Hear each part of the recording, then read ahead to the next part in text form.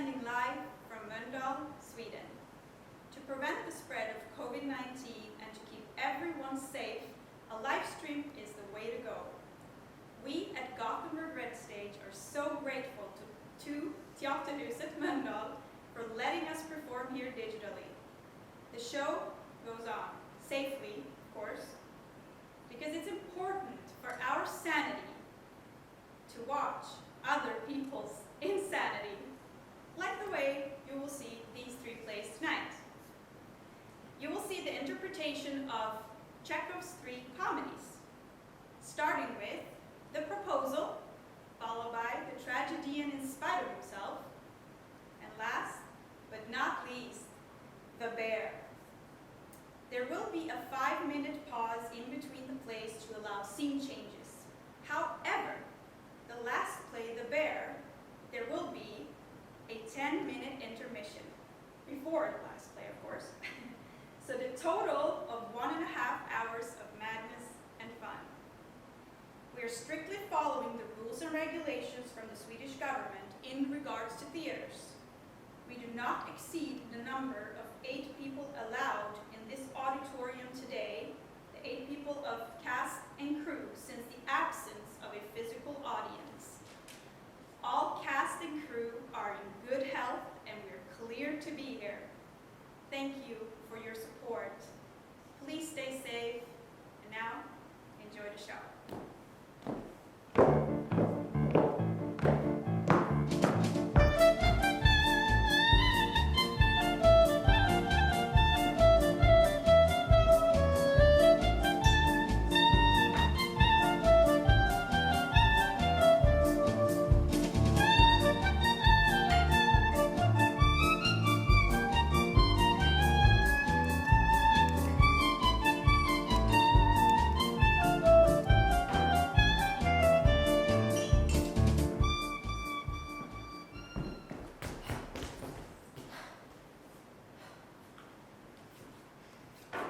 My dear Ivan Vasilievich, I'm extremely glad to see you here.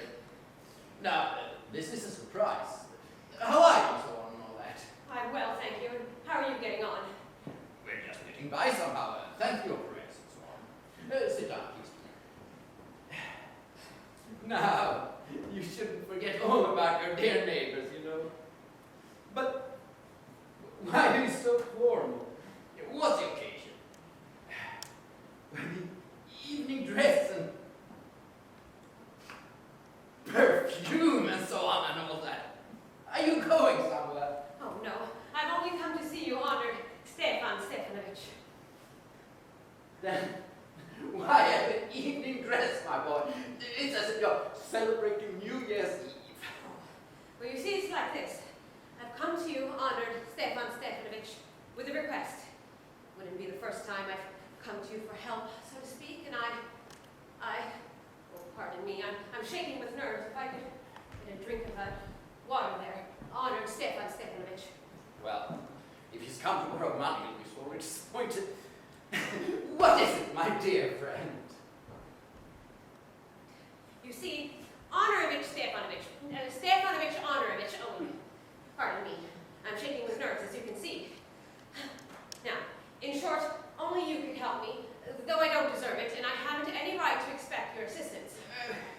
Don't beat around the bush, boy. Spit it out and so on. Well. Right. A moment. I've come to ask the hand of your daughter, Natalia Stefanova, in marriage. Oh, dear God in heaven. Ivan Vasilievich, such joy. Can you say that again? I'm not sure I heard all that and so on. I have the honor of asking. Oh, my dear boy, I'm so glad and so on. Yes, indeed, and all that sort of thing. You know, I've been hoping for this for a long time.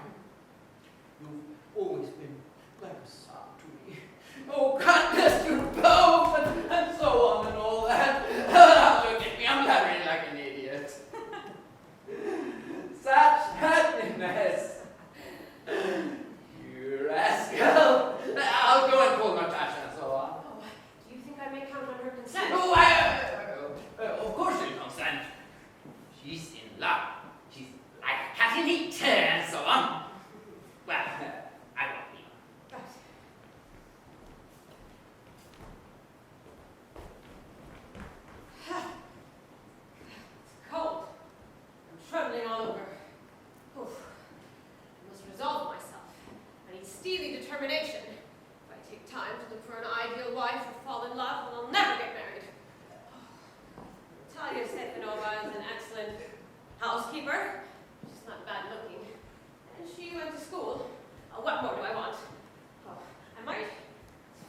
late for me. I'm already 35. I ought to lead a quiet and regular life, with no upset. But I'm suffering from palpitations. Oh, I'm far too excitable. My lips are trembling. Whew. My left eyebrow is twitching. Oh, but the worst of all is the sleep, or the lack of it. As soon as my head hits the pillow, well, my left side gives a pull, and I can feel it in my shoulders and in my head. Oh, it happens at least 20 times. Oh. Hello there. It's only you. Papa said, go inside. There's a merchant from by to collect his goods. So, how have you been, Ivan Vasilievich? I've been well, Natalia Stefanova. Oh, you must excuse my apron. We're shelling peas for drying. Why haven't you been here for such a long time? Oh, do sit down. Want to have some lunch? No, I've had some already, thank you. Please smoke if you like. Well, the weather is glorious now, but yesterday was so wet that Ilna's couldn't do anything all day. How much have you used right now? Actually, I got a bit enthusiastic today. Another whole field cut. Oh, but now I'm regretting it. Because I'm afraid the hay may rot. Should I have waited a bit? Oh, yes, I should have waited a bit. Oh, look at you. You're in evening dress. Well, you do look nice. Oh, are you going to a party or something? Tell me. Right. Well, the fact is, I've come here, honored Natalia Stefanova, to ask you two to see if you would.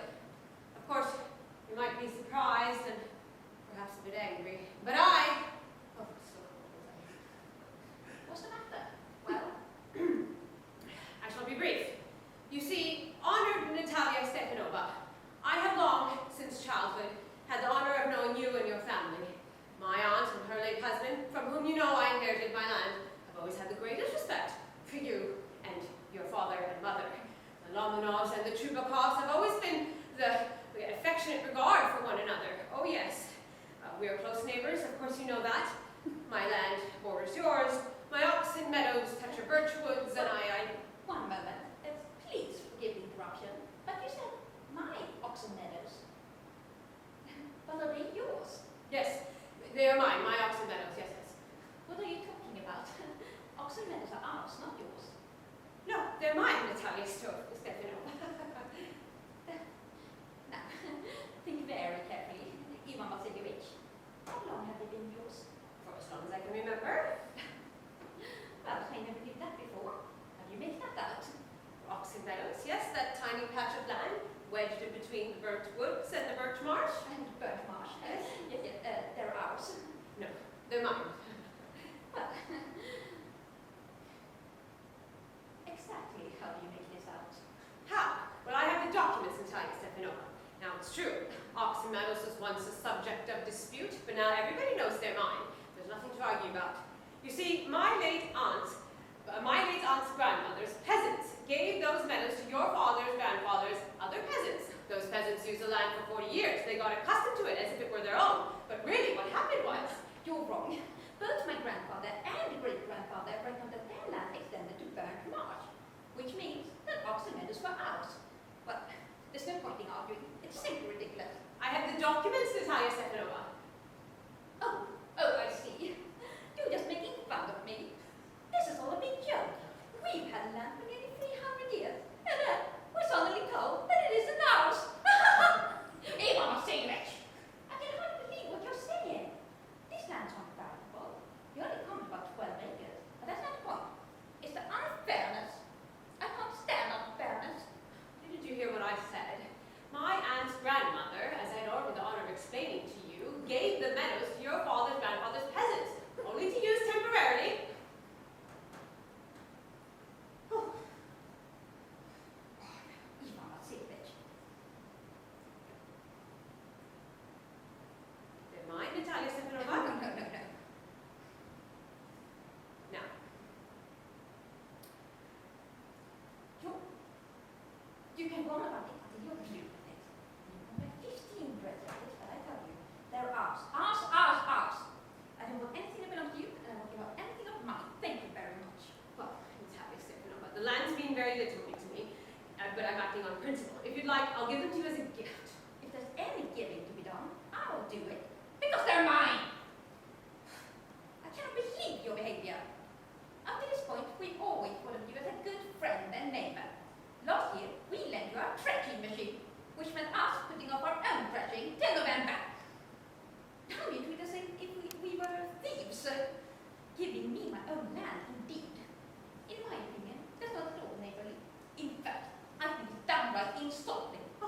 So you think I'm some sort of land grabber? Never in my life have I grabbed anybody else's land, and I won't intend on doing so now. Oxen meadows are mine. It's not true, It dear. is. It is true. They're mine. It's a lie. I'll prove it. I'll send my mowers out the meadows this very day. You'll do what? My mowers will be there this very day. I'll break their necks if they set foot on my land. You dare. Oxen meadows are mine. Do you understand? They're mine. Please don't shout. You can go on as you please in your own home, but here I expect you to behave as a gentleman. If it wasn't for these excruciating palpitations and these murmurs ripping through me and my head near bursting, well, I'll talk to you in a very different manner. Oxen meadows are mine. Ours. Mine. Ours. Oh, mine. Ours. Oh, they are Ours. mine. Ours. Oh! What's all this shouting for? Papa, please tell this gentleman who owns Oxen Meadows, him or us. Well, the meadows are ours. What? Stefan Stefanovich, how can they be yours? Please be a reasonable man. Now, my aunt's grandmother gave the meadows to the free use and temporary use to your grandfather's peasants. The peasants used the land for 40 years and regarded it as their own, but really what happened was... Now, excuse me. You're forgetting that the peasants didn't pay your grandmother and all that because one of the lands were in dispute and so on. Now every dog in the village knows they're ours. It means you haven't seen the side lands. But I'll prove to you that they're ours. You won't prove it. Oh, I shall. Why, yeah, like that. You won't prevent anything by yelling. Now, I don't want anything of yours, and I won't intend to give you anything of mine. Why should I? And furthermore, if you intend to go on arguing about this, I'd just as soon give the land over to the peasants and let you have them. So that. I don't understand. Have you the right to give away somebody else's land? I think I'll decide whether I have the right or not. Because, young man, I'm not used to being spoken to in that tone of voice. And so on, and all that. I, young man, am many years your senior, and I ask you to speak to me without getting yourself into a state and so on. No. You think I'm a fool, and you want to take advantage. You call my land yours, and you want me to talk to you calmly and politely. Good neighbors don't behave like that, Stefan Stefanovich. You're not a good neighbor, you're a land grabber. What did you say? Papa, send the mowers out the meadows at once. What did you say, sir? Oxen Meadows are ours, and I will never give them up. Never, never, never. We'll see. I'll take the matter to court, and then we'll see who it belongs to. To court. You go ahead and take it to court and all that. By all means do. Oh, I know you. You're just looking for a chance to go to court and so on. The people were all like that. Your family is famous. Sue anybody and everybody. You keep my family out of this! The Lomanovs have always been honorable, law-abiding citizens. Not like some people I won't mention. Or like your grandfather, who was arrested for embezzlement, for instance. You Lomans are crazy, all of you. All. Your grandfather was nothing more than a drunk. And your younger aunt, Natasha Coralic, she ran away with an architect. That's right, an architect and so on. Your mother was a hunchback! Oh my heart. I need water. Well, your father was a gambler. And a cheat. And your aunt was a gossip and a backbiter. My left foot is paralyzed. It's paralyzed. Where's my hat? My heart is pounding. It's low. It's dishonest. It's mean. Well, I'm leaving. Where's the door? Yes. Oh, I think I'm dying. just don't set foot in my house again.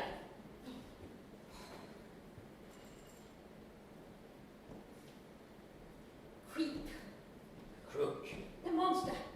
First, he takes our land, and then he has the sheep to abuse us. And to think that upstart, that monkey brain, has the confounded nerve to make a proposal and so on and all that. What proposal?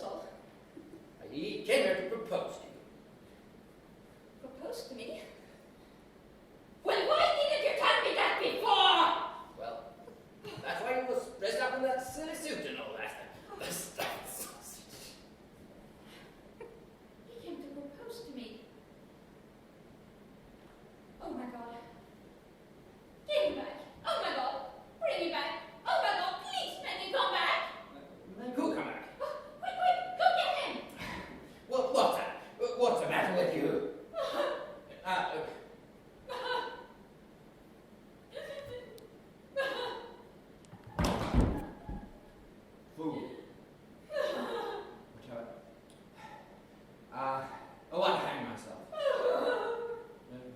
I'll shoot myself. I'll hang myself. Then I'll shoot myself. Get him! I'm going to die! Don't tell. I'm going. Oh!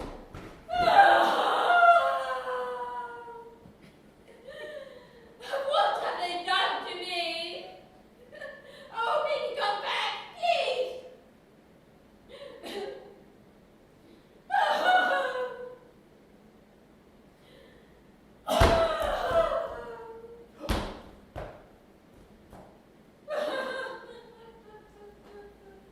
Well, he's coming. He's coming back and all that. You talk to him yourself this time. I leave it to you and all that and so on. Get him!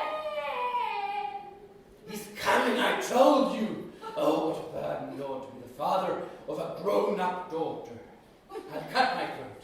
I will indeed. We cursed him. We abused him. We drove him out. And it's all your doing. Yours. It was you. Oh, I tell you, it's not my fault. Well, you talk to him yourself this time. My heart's beating wildly. Something's pulling inside me. My head's about to burst. Ivan Vasilievich, please forgive us. We were a little heated. I remember now. Also, let us be the audience. My heart's about to burst. Yes, the meadows.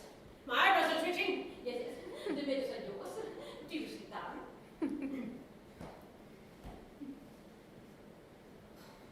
The lad means very little to me, but the principle is the principle of the matter. Yes, yes. The principle. Now, let's talk about something else. I have the evidence, you see. My aunt's grandmother gave them. I have the evidence. Yes, yes. That's enough. We shall have to start. Will you be going hunting this season? Oh, yes. I thought of having a go at the grease and the goose after harvest. Oh, haven't you heard? My best dog, Gessler, has gone lame. Oh no, what a pity. How did it happen? I don't know. He must have twisted it or gotten bitten somehow. He's my very best dog. To say nothing of how much he cost me. I gave bid enough $125 for him. You were wrong, Ivan Vasilievich. What? He's a good dog. It was a bargain. Papa gave it goodbye for his son, Messa. And Messa is much better than Gessler. Messer better than Gessler. What do you mean Messer better than Gessler? Of course he's better. Messa is still young, but on quite some pedigree, there's no comparison. Oh, Natalia Stepanova, you forget that Messer has an overshot jaw. And a dog with an overshot jaw means he's a bad hunter. Overshot, is he? Well, that's news to me. Yes? The lower jaw is shorter than the upper. You've measured it, have you? Yes. Now he's okay at chasing things. If you want him to get a hold of anything. In first place, our Messa is a thoroughbred animal, the son of Lesser and Stresser, whereas your Gessler is the son of Slusher and Pusher, and has no pedigree whatsoever. He's just a flea-bitten old wretch. Oh, he's old, but I wouldn't take 5 Messers for him. Well, how could you? Gessler's a proper dog, and as for Messer, it's a joke of a hound. Why, if you paid 25 for him, well, that would have been 20 too much. Ivan Vasilievich, are you being obnoxious on purpose today? First you pretend that the meadows are yours, and now you're saying that Gessler is better than Messer. I don't like people who refuse to face facts. You know perfectly well that Messer is 100 times better than your ridiculous Gessler. Well, Natalia Stepanova, that you consider me either blind or stupid. You must realize that Messer is overshot. It's not true. It is. It's not true. What are you shouting for? What are you lying for? Gessler is shot, and you dare to compare him with Messer. I'm having palpitations again. You are typical of those hunters who are full of talk, but useless when it actually comes to hunting. Please be quiet. Shut up! I won't shut up. Well, what's the matter now? Oh, Papa, tell us truly, which is the better dog? Our Messer or his Gessler? Oh, Stefan Stefanovich, tell me the truth. Your Messer is overshot, yes or no? Well, suppose he is. What does it matter? He's the best dog in the district for all that and so on. What? Tell me honestly, my Gessler is better.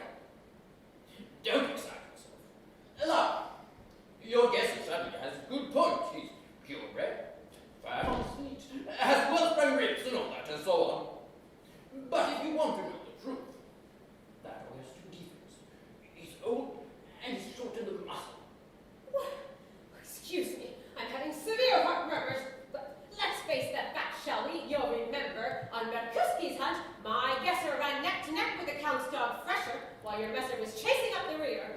He got left behind because the count hit him with his whip. For good reason. The dogs are supposed to chase the fox, not the sheep. No, that's not true. Now, I'm very liable to lose my temper. So, let's get the bargain. You started because we're all jealous about everybody else's dogs. Yes, we're all like that.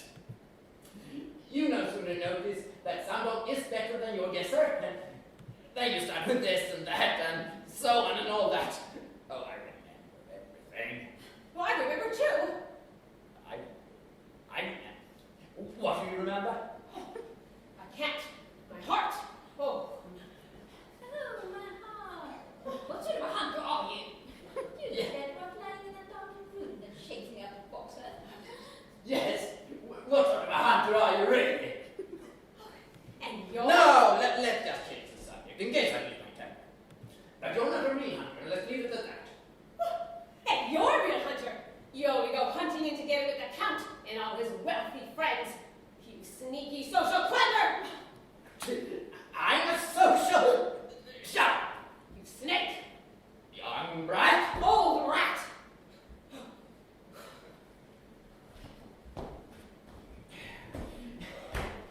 Aha! My heart! Shut up or I'll shoot you like a partridge. My shoulder's come off! Oh, my heart! Yes, I'm dying! You called that doctor! I'm dying! Fool. I'm sick. My heart's pounding. You can't even ride a horse properly. Papa? What's the matter with him? What's that? What's the matter now?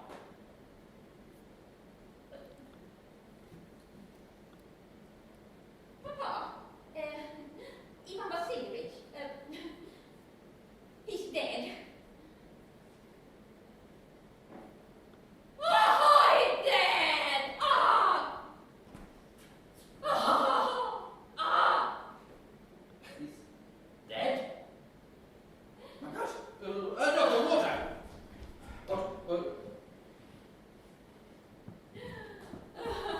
Breakfast. No, he's not drinking.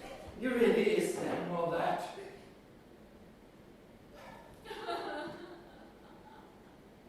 Why don't I put a bullet into my brain?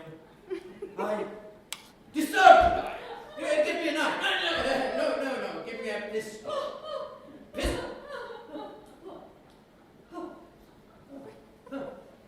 I think he's coming round. I think he lived. Yes. Now, drink this. That's right. Stars. It's blurry. Where am I? Now, listen to me. Just hurry up and get married. She's willing and all that. I gave you my blessing, but, well, just leave me in peace.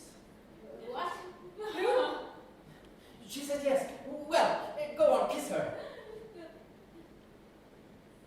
Oh, you're alive!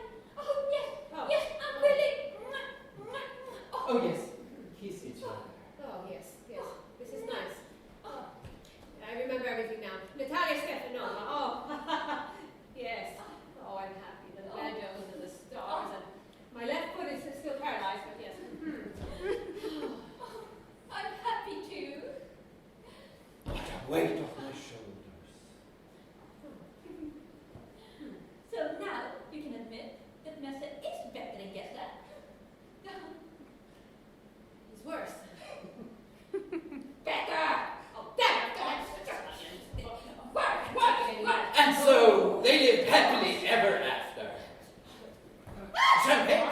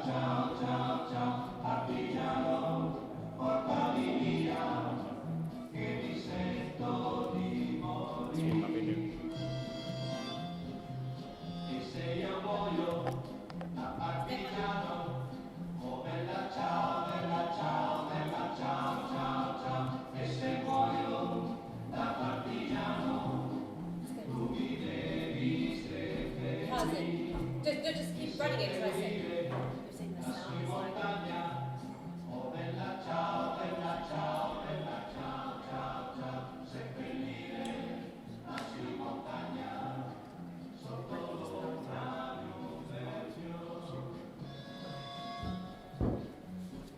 Two more minutes.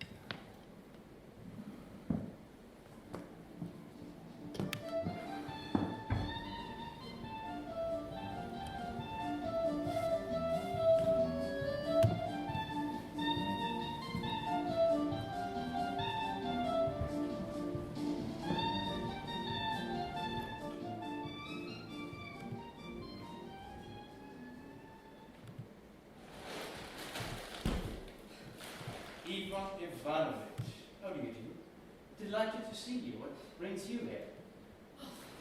My dear friend, I want to ask you something. I implore you, lend me a revolver till tomorrow. Be a friend now. What do you want a revolver for? Oh, fathers. Oh, water. I'm going to go in the dark wood tonight, so in case of any accidents, don't ask any questions and just give me the revolver. You liar. Ivan Ivanovich, what the devil have you got to do in a dark wood? I expect you are up to something. I can see by your face that you are indeed up to something. What's the matter with you? Are you ill? Oh, wait a moment. Let me breathe. Oh, I'm dog tired. I've got a feeling all over me, and in my head as well, as if I've been roasted on a spit. I can't stand it any longer. But be a friend. Don't ask any questions or insist on any details. Just give me the revolver. I beseech you. Well, really, Ivan Ivanovich, what cowardice is this? You're the father of a family and a civil servant holding a responsible post. For shame. Oh, father of a family. I'm a martyr. I'm a beast of burden. A slave. A fool. A rascal who keeps waiting here for something to happen instead of starting off into the next world. A rag. An idiot. Why am I alive? What's the use? Huh? I'll tell you. Why am I alive? What's the use? What's the purpose of this uninterrupted series of mental and physical sufferings? To be a martyr to an idea, yes, but to be a martyr to devil knows what? Skirts and lamps. No. I humbly decline. Aha! Had enough. Enough. Don't shout, the neighbors will hear you. Let the neighbors hear. It's all the same to me. And if you don't give me the revolver, somebody else will. And that'll be the end of me anyways. I made up my mind. Hold on, you're pulling off a button. Speak calm. I still don't understand what's wrong with your life. What's wrong? You ask me what's wrong? Well, very well. I'll tell you. And then perhaps my soul will feel a bit lighter. Sit down. Well, where shall I start? Let's take today, for instance. Let's take today. As you know, I've got to work at the Treasury from 10 to 4. It's hot. It's stuffy. There are flies. And my dear fellow, the very dickens of chaos. The secretary's on leave. Krakow has gone to get married. And the smaller fry is mostly in the country making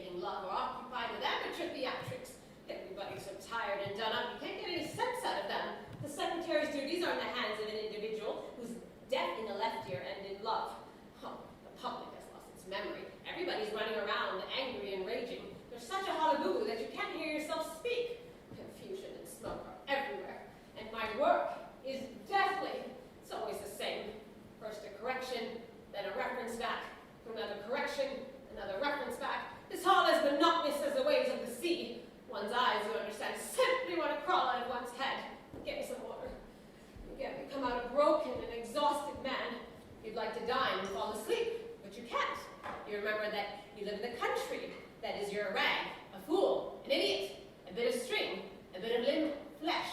You've got to run around and do errands. Where we live, a pleasant custom has grown. When a man goes to town, every wretched female inhabitant, including one's own wife, has the right to give him a list of commissions. Oh yes, the wife orders you into the corset maker and curse her for making the corset too wide across the chest and too narrow across the back. Little Sonia wants a new pair of shoes. Your sister-in-law wants scarlet silk. Yes, the pattern at 20 kopecks and 3 arshins long. Oh, just wait. I'll read you this list of commissions. Aha! A bowl for the lamp, 1 pound of pork sausages, 5 kopecks worth of cloves and cinnamon, castor oil for Misha, 10 pounds of granulated sugar, and to bring with you from home, a copper jar for the sugar, carbolic acid, insect powder, 10 kopecks worth, 20 bottles of beer and vinegar, and corsets for Mademoiselle Chanou at number 82. And what's this here? Yes, bring home Misha's winter coat and goulashes. That's the order of the wife and family. And then there are the commissions of my dear friends and neighbors. Devil take them. Tomorrow's the name day of Odiel Laskin, to buy a bicycle for him. Oh, and then there's the wife of Lieutenant Colonel Vilkin, who's in an interesting condition. So I'm therefore bound to call in at the midwives every day, and so on, and so on. Oh, there are 5 notes in my pocket, and my handkerchief's all in knots.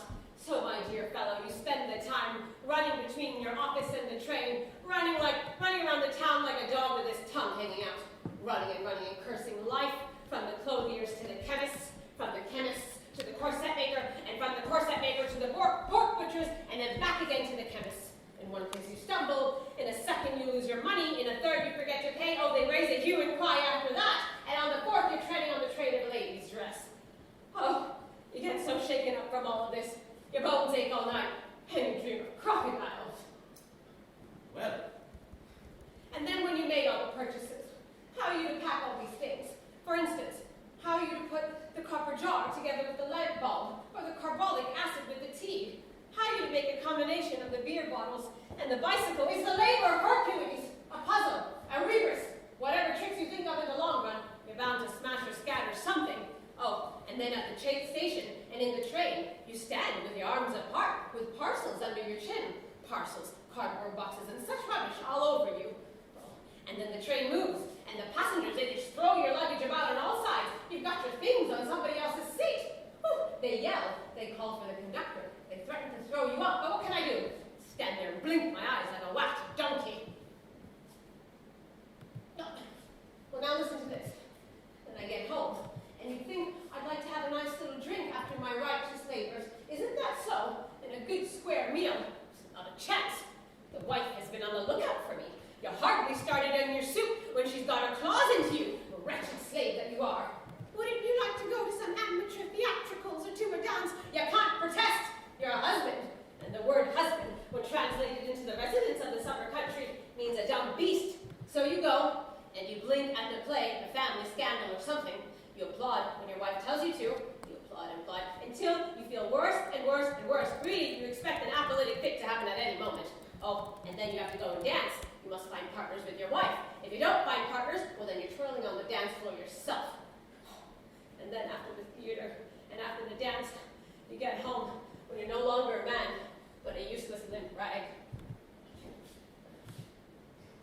Well, you do get home. You get to unrobe. Yes, it's true. You close your eyes. Yes, it's excellent. You finally get into bed. It's very poetic and warm, you see. The children are not squealing anymore. You got rid of your wife. Your conscience is clear. Oh, yes. Everything's nice and warm. Finally, you close your eyes. And suddenly, you hear the buzz! Yes, that's right! Mosquitoes! Mosquitoes! Be thy trifling accursed mosquitoes! Oh, one of the plagues of Egypt. One of the tortures of the Inquisition. Oh, the buzz is pitiful. It's pathetic. As if the villain is begging your pardon. Oh, it stings you so you scratch yourself for an hour after. Oh, you try everything. You cover yourself from head to foot in smoke, but it's no use. Finally, you let the cursed things devour you. But you no sooner got used to the mosquitoes when another plague begins. Oh, that's right. Downstairs, your wife is practicing sentimental songs with her 2 friends. They sleep by day, but rehearse amateur concerts by night. Oh my God, those tenors are torture which no mosquito on earth could compare to. Oh, tell me my youth has not ruined me. Before thee I do stand enchanted. Oh, God, those beastly things. Oh, and to deafen myself, I do this. I just drum on my ears, just like this. That goes on to 4 a.m. Oh, and not having slept, I get up at 6 a.m. And then I run to the train station. I run not to be late. It's muddy and foggy and cold. And then I get to town and I start all over again. So there, brother, there. It's a horrible life. I wouldn't wish one like it for my enemy. Oh, God, I'm ill. I've got asthma. Everything's thick before me. I've got indigestion. I'm a regular psychopath. And just between me and you, I'm going to go down to see McCuskey. Oh, yes, that's right. Because, brother, in moments of despair and suffering, when the mosquitoes are stinging and the wife is singing and everything goes dim, I jump up around the house like a lunatic and I say, I want blood. I want blood. But really, I just want to knife somebody or hit them over the head with a chair. That's what life in a summer villa leads to. And nobody has any sympathy for me. Everybody seems to think it's all it should be. They even laugh. But I'm a living being. I want to live. It's not a farce. It's a tragedy. Boy, and if you won't give me the revolver, you might at any rate sympathize with me. I do. I see how much you sympathize. Well, goodbye. I've got to get toothpaste, anchovies, and sausages, and then off to the train station. Where are you living? Carrion River. Really? Then you'll know Olga Pavlovna Finberg, who lives there. I know her. We're even acquainted. How perfectly splendid. That's so convenient. Oh, it will be so good. What's that? My dear fellow, why don't you do one little thing for me? Be a friend, promise me now. What's that? It would be such a friendly action. I implore you, my dear man. In the first place, give Olga Pavlovna my very kind regards. In the second place, there's one little thing I'd like you to take down to her about. She asked me to get her a sewing machine, but haven't anybody sent it down to her about it. You take it, my dear. Here you go. At the same time, you might as well also take down this canary in its cage. Only be careful, or you might break the door. Here you go. A sewing machine? A canary in a cage? Eva, Violet, what's the matter with you? Why are you turning purple? Whoa! Canary? A sewing machine! A canary in a cage! Oh, get on top of yourself. Eat me! Tear me in pieces! I want blood. Blood! You gone mad! Oh, give me that blood. Give me the blood! Peter, Maria, where are you? Oh, I need some help. blood! Oh, I want that blood! Ah! Give me the blood! The blood!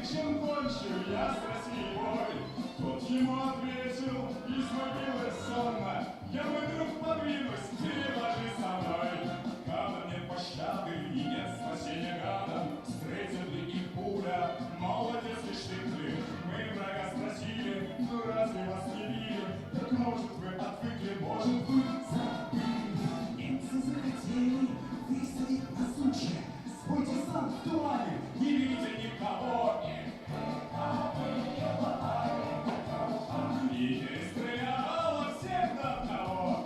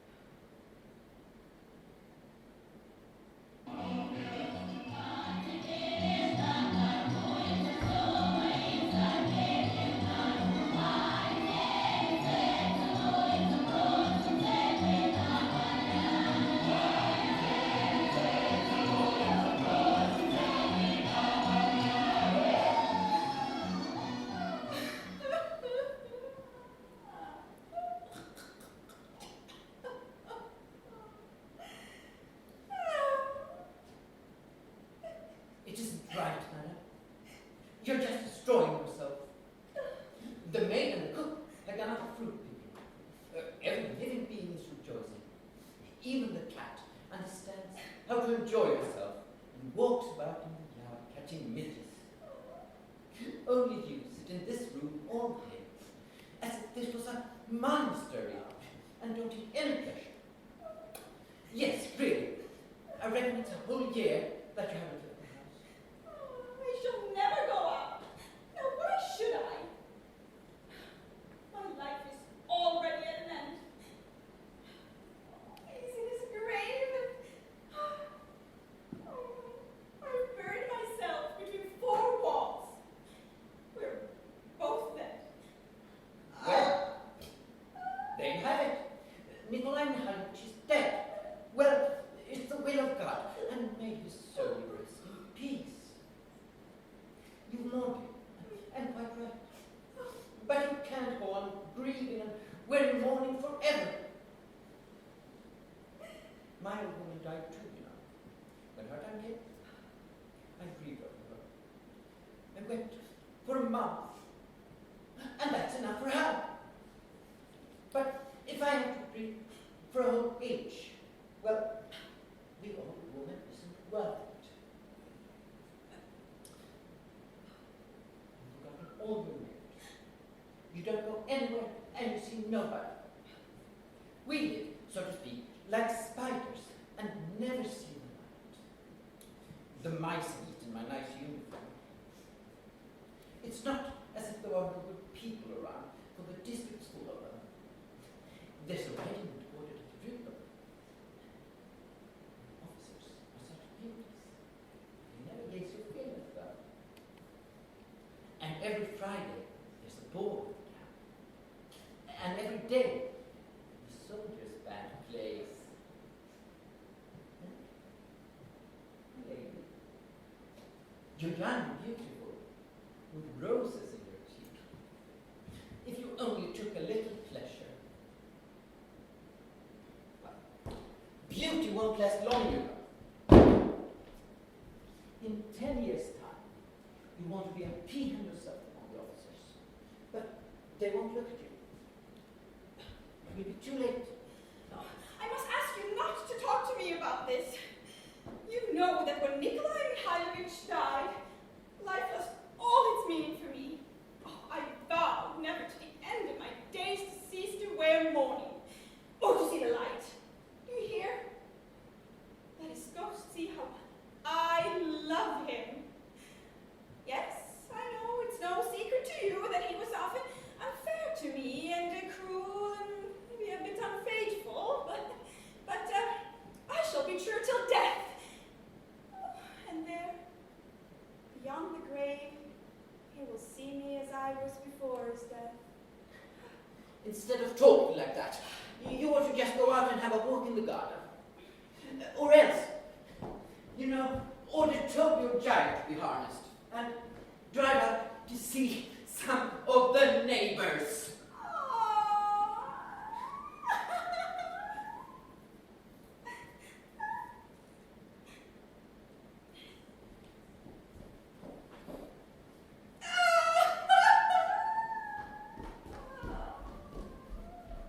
Madam, dear madam, what is it? Oh, bless you. He was so fond of Toby. Oh, he always used to ride on him to the court chuggings and the Vlasovs. Oh, how well he could ride. What grace there was in his figure when he pulled at the reins with all his strength. Oh, do you remember? Oh, Toby. Do you tell him to give him an extra feed of oats? Yes, madam. Who is that? Tell him I received nobody. Yes, madam.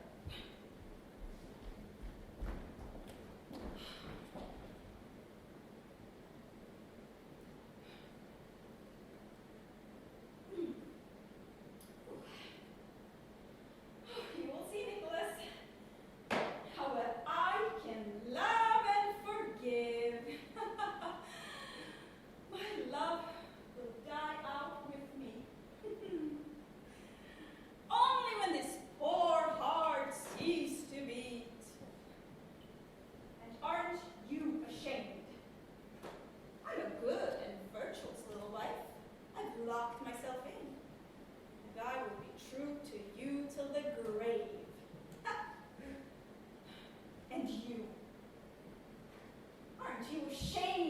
that child. You deceived me, had roused with me, left me alone for weeks on end. Madam, there's somebody to see you. But He wants to meet you. didn't you tell him that since the death of my husband, I've stopped receiving? Well, I did, but the devil, he wouldn't even listen. He says it's a very pressing affair. I do not receive. I told him so, but he just curses and pushes him so right through. He's in the dining room now. Ah, very well, ask him in. Manners.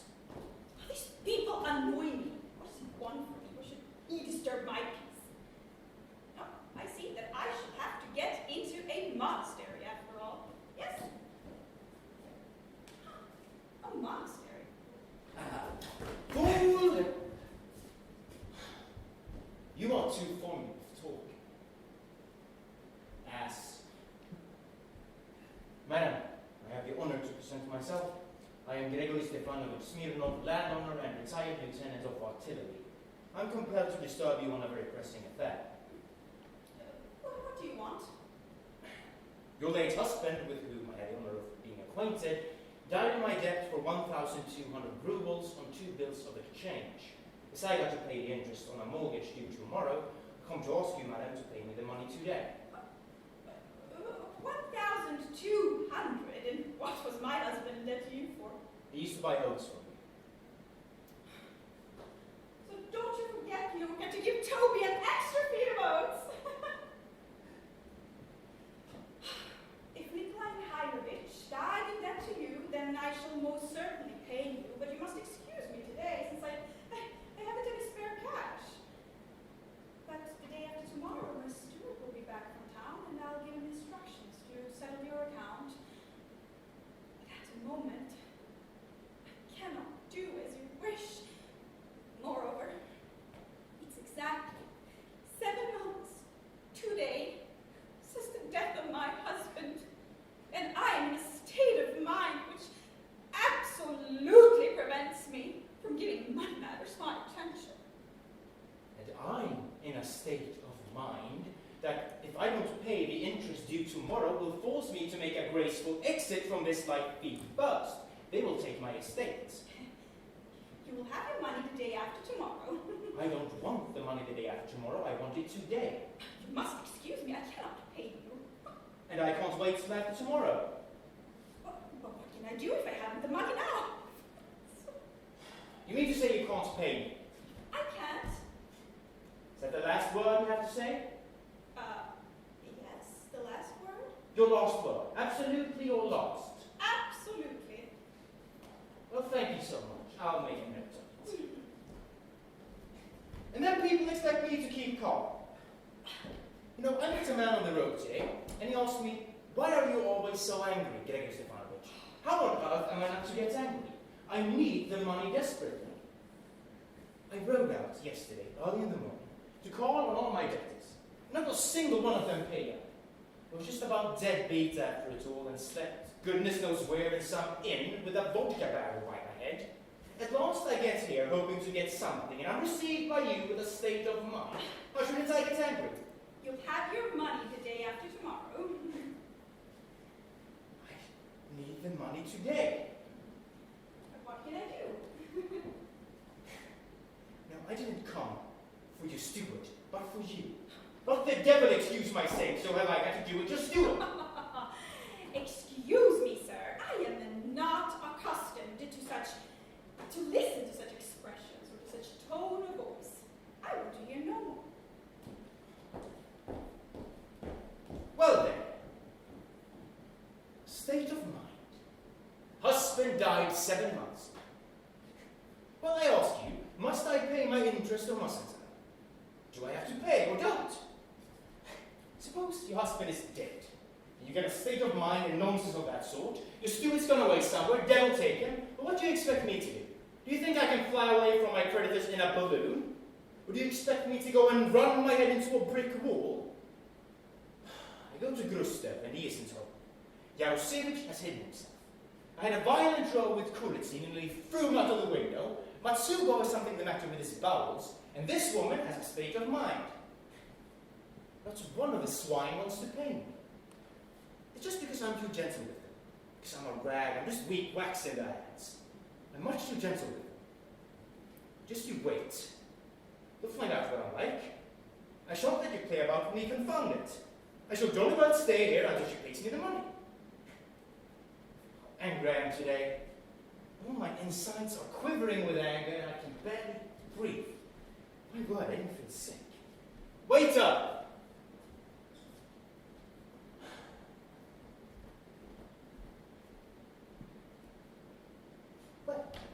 What is it? Go get me some plus for water. What a way to reason. A man is in desperate need of his money, but she won't pay it because, you see, she's not disposed to attend to money matters. Well, that's really silly feminine. That's why I never did like and don't like now to have to talk to women. I would rather sit on a barrel of gunpowder than talk to a woman. I can't even see one of these poor creatures from a distance without breaking out into a cold sweat and a sheer anger. I can't look at them.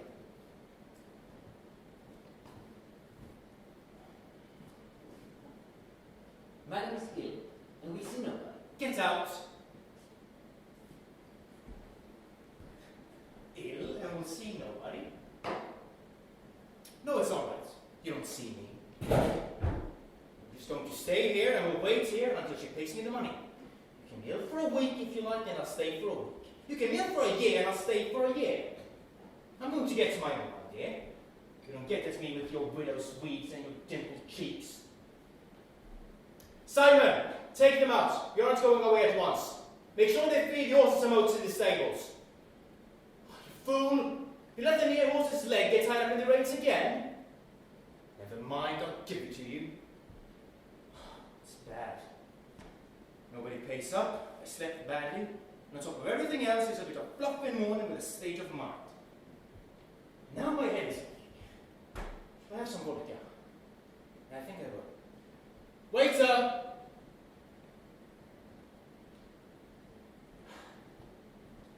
Get me some vodka.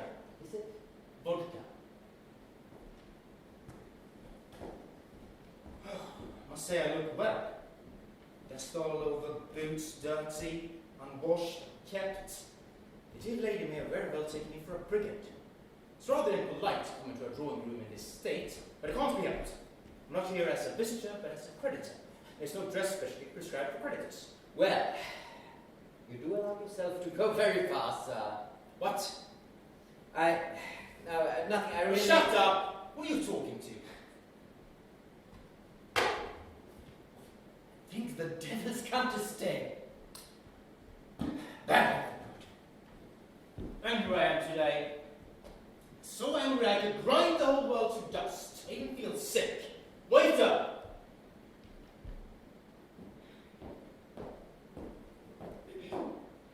Sir, in my solitude, I have grown unaccustomed to the masculine voice, and I cannot stand shouting.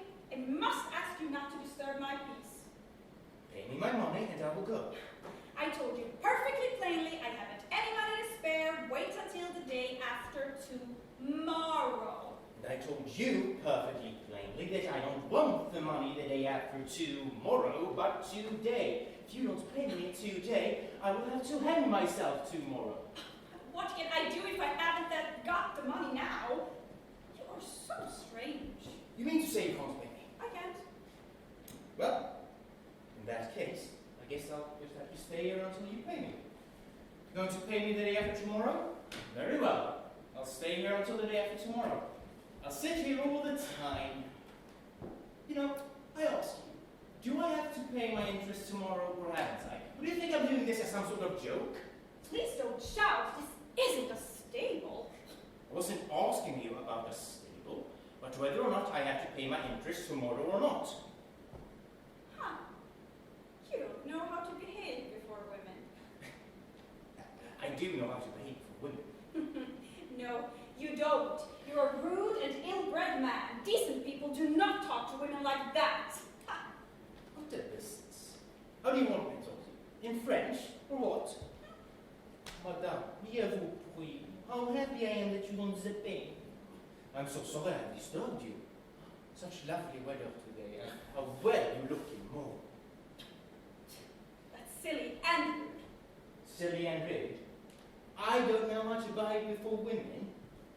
Madam, in my time, I've seen more women than you've seen sparrows. 3 times I fought duels on account of women. I refused 12 women, and none have refused me. Yes, there was a time when I used to play the fool. I scented myself, used honeyed words for jewelry, made beautiful bows. I used to love, to suffer, to sigh at the moon, to get sour, to thaw, to freeze. I used to love passion, madly, every blessed way. Devil take me, I used to chatter like a magpie about emancipation and wasted half my well-contented feelings. But now, you must excuse me. You won't get me around like that now. No, I've had enough. Black eyes, passionate eyes, ruby lips, dimpled cheeks, the moon, whispers, timid breathing. I wouldn't give a brass farthing for the loss, madam. Present company always accepted. All women, great or little, are insincere, crooked, backbiters, envious, liars to the marrow of their bones, vain, trivial, merciless, unreasonable, and as far as this is concerned, a sparrow can give 10 points to any philosopher in petticoats you like to name. You look at one of these poetic creatures, all muslin and ethereal demigoddess, and you look into her soul, and you see nothing but a common crocodile. But the most disgusting thing of all about this crocodile is that for some reason or other, she imagines that she is chef d'oeuvre. She is privilege and monopoly. She's tender feelings. Why confound it? Hang me on that nail, feet upwards if you like. But have you ever met a woman who can love anybody except a lapdog? When she's in love, can she do anything else but snivel and slobber? While a man is suffering and making sacrifices, all a woman's love expresses itself is in her playing about with her scarf or trying to hook him more firmly by his nose. Now, you have the misfortune to be a woman, so you know yourself what is the nature of women. Tell me truth. Have you ever met a woman who was sincere, faithful, and constant? You haven't. Only freaks and old women are faithful and constant. Who needs a cat with a horn or a white woodcock sooner than a constant woman? Then according to you, who is faithful and constant? Is it the man? Yes, the man. The man. Men are faithful and constant in love. What an idea. What right have you to talk like that? Men are faithful and constant. Oh, sorry. Since we are talking about it, I'll tell you that of all the men I knew and know, the best one was my late husband. Oh, I loved him passionately with all my being, as only a young and imaginative woman can love. I gave him my youth, my happiness, my life, my fortune. I breathed him in. I worshipped him as if I were a heathen. What then? This best of men shamelessly deceived me at every step. After his death, I found in his desk a whole drawer full of love letters. And when he was alive, it's an awful thing to remember. He used to leave me alone for weeks at a time and make love to other women and betray me at every single step. He wasted my money and made fun of my feelings. And in spite of all of that, I still loved him and I was true to him. And not only that, but now that he's dead, I am still true and constant to his memory. I've buried myself between these 4 walls forever and will wear these weeds to the very, very end. Weeds. I don't understand what you take me for. As if I don't know why you wear that black domino and bury yourself between 4 walls. I should say I did. Isn't it so mysterious, so poetic, when some tame poet goes past your window, and he'll think, Oh, there lives the mysterious Tamara, who for the love of her husband has buried herself between 4 walls. We know these games. What? How dare you say all that to me? You may have buried yourself alive, but you haven't forgotten to powder your face. Dare you speak to me like that? Please don't shout, I'm not your steward. You must allow me to call things by their real names. I'm not a woman, so I'm used to saying what I think straight out. Don't you shout either. I'm not shouting, it's you. Now, please leave me alone. Pay me my money and I will go. Oh, I shan't give you any money. You will. I shan't give you a farthing just to spite you. Now you leave me alone. I don't have the pleasure of being either your husband or your fiancé, so please don't make scenes. I don't like it.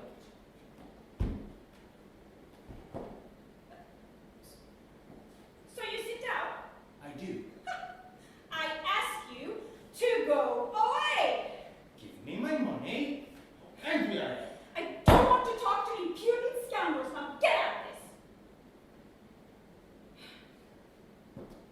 Aren't you going? No? No. No? No. Very well.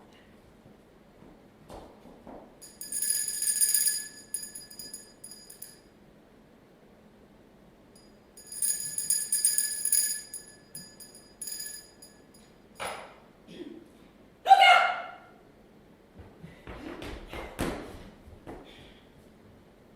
Show this gentleman out.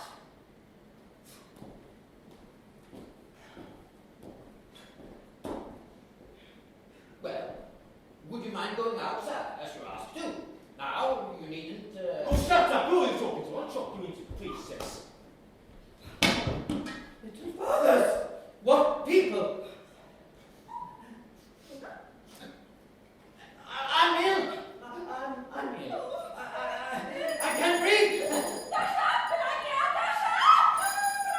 They've all come out to be fruit. There's nobody at home. Oh, Madam Water, please, I'm ill. Get out of this now! Can't you be more polite? Oh, you're a bore! Of course, bear, a bourbon, a monster! What? What did you say to me? You're a monster, a bear! May I ask you what right you think you have to insult me? And suppose I'm insulting you. Do you think I'm afraid of you? Do you think that just because you're a poetic creature you can insult me with impunity, eh? We'll fight this out. Others, people. Oh, water. With pistols. And do you think I'm afraid of you just because you have large fists and a bull's throat, eh, bourbon? We'll fight this out. I'm not going to be insulted by anybody. I don't care if you're a woman, one of the softer sex indeed. A bear, bear, bear! It's about time we get rid of the prejudice that only men need to pay for their insults. Devil take it. If you want equality of right, you can have it. We'll fight this out. With pistols. Very well then. This very minute. This very minute. My husband had some pistols. I shall bring them here. Oh, what pleasure it will give me to put a bullet into your thick head. Devil take you. Oh. I'll bring her down like a chicken. I'm not a little boy or a sentimental puppy. I don't care about this softer sex. Gracious little fathers. Oh! Have pity on a poor old man, and do go away from me, sir. Now, you frightened her half to death. And now you want to shoot her. If she fights, well, that's equality of rights, emancipation, and all that, yeah? Here the sexes are equal. I would shoot her on principle. What a woman. Devil take you? Puts a bullet into your thick head, eh? How she reddened? How her cheeks show? She accepted my challenge. My word, it's the first time. Now! Go away. And I'll always try to gather for you. Yes, yes, yes. She's a woman. That's the sort I can understand. A real woman, not some sour-faced jelly bag. But fire, gunpowder, a rocket. I'm even sorry I have to kill her.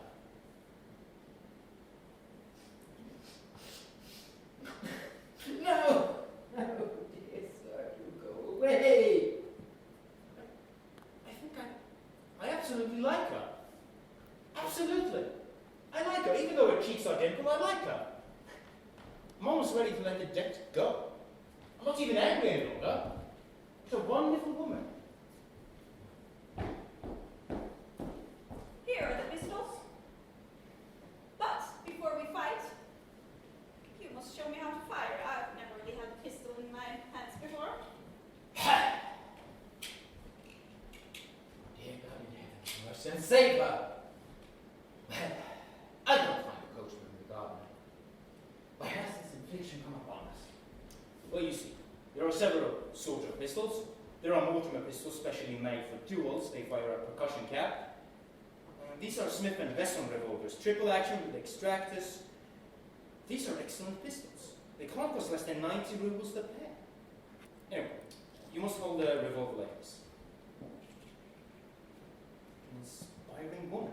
Like this. Yes, like that. And then you take aim, hook the trigger, put your head back a little, pull out your arm properly, just like that, and then you press this thing with your finger, and that's it. The great thing is to keep calm, aim steadily, and try not to jerk your arm. Very well then. It's inconvenient to shoot in a room. Let's go into the garden. Come along then. But I warn you, I'm going to fire into the air. Now that's the last straw. Why? It's my affair. Oh. Are you afraid? Yes? No, sir. You shall get out of this. You come with me, and I shan't have any peace until I've made a hole in that forehead. Ugh, that forehead which I hate so much. Are you afraid? Yes, I'm afraid. Now you lie. Why don't you fight? Because I like you. He likes me. He dares to say he likes me. That's the way. Listen, are you still angry? I'm devilishly annoyed too, but the fact is, how can I express myself? The thing is, it's like this, so to speak. Well, is it my fault that I like you? Devil take it, now I'm smashing up your furniture. I like you. Do you understand? I almost love you. Get away from me. I hate you. God, what a woman. I never in my life seen anyone like her. I'm done for, lost, fallen into a mousetrap like a mouse. Stand back or I'll fire. Fire then? You can't understand what happiness it would be to die before those beautiful eyes. Or to be shot by a revolver held in that little velvet hand. I'm up to my senses. Think. Because if I go out, we shall never see each other again. Decide now. I am a landowner of respectable character. I have an income of 10,000 a year. I can put a bullet through a coin tossed into the air as it comes down. I own some fine horses. Will you be my wife? Let's go out. Let's fight. I'm mad. I understand nothing. Waiter, get me some water. Let's go out and fight. I'm off my head. Like a boy, like a fool. I love you. I love you as I never loved anyone before. I refused 12 women, 9 have refused me, but I never loved any one of them as I love you. I'm weak, I'm waxed, I'm melted, I'm on my knees offering you my hand. Shame. I haven't been in love for 5 years, I took a vow, now all of a sudden I'm in love like a fish out of water. I offer you my hand, yes or no?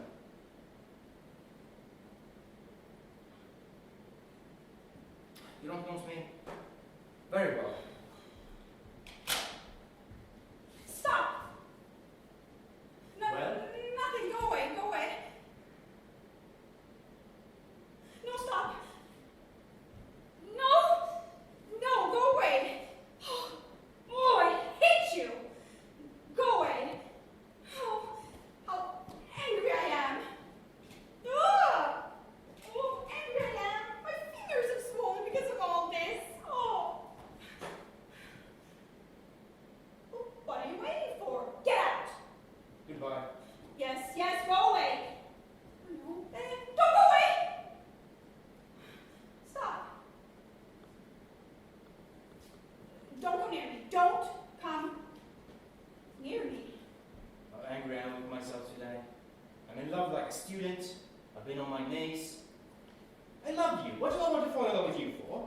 Tomorrow I have to pay the interest and begin mowing. And here you... I shall never forgive myself for this. Get away from me.